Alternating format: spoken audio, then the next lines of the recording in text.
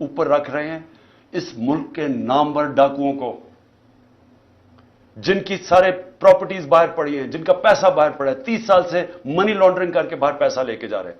ان کو بچانے کے لیے ملک کے ادارے بھی ختم کیے جا رہے ہیں، سارے انسانوں کے بنیادی حقوق ختم کیے جا رہے ہیں، سارے اداروں پہ پریشر ڈال رہے ہیں کہ کسی طرح ہم ان کو قبول کر لیں، اور کرش کرنے کی کوشش کر رہے ہیں تحریک انصاف کو۔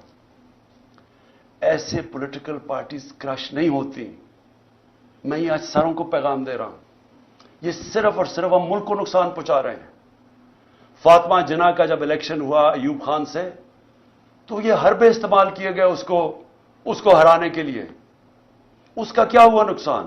ادھر سے شروع ہوا ایسٹ پاکستان کی علیحدگی، مجیب الرحمان ان کے ساتھ تھے، فاطمہ جناح کے ساتھ۔ ایسٹ پاکستان نے فاطمہ جناح کو ووٹ دیا تھا، یہاں حربے استعمال کر کے اس کو ہرایا گیا۔ کیا نتیجہ ہوا اس کا؟ ملک ٹوٹ گیا، کیونکہ وہی مجیب الرحمان آخر میں الیکشن سویپ کر گیا، کیونکہ انہوں نے کہا یہاں تو جمہوریت ہی نہیں ہے، یہاں تو ہماری آواز ہی نہیں ہے۔ اور جب وہ الیکشن جیت گیا، election free and fair election وہ جیت گیا، 1970 کا الیکشن سب سمجھتے ہیں فری اینڈ فیئر، وہ جب جیت گیا اس کی مینڈیٹ ہی مانگنا، ملک ٹوٹ گیا۔ اب وہی حربے پھر استعمال کیے جا رہے ہیں کہ جو سب سے بڑی جماعت ہے اس کے ڈر سے کہ وہ الیکشن نہ جیت جائے، سارے پاکستان کا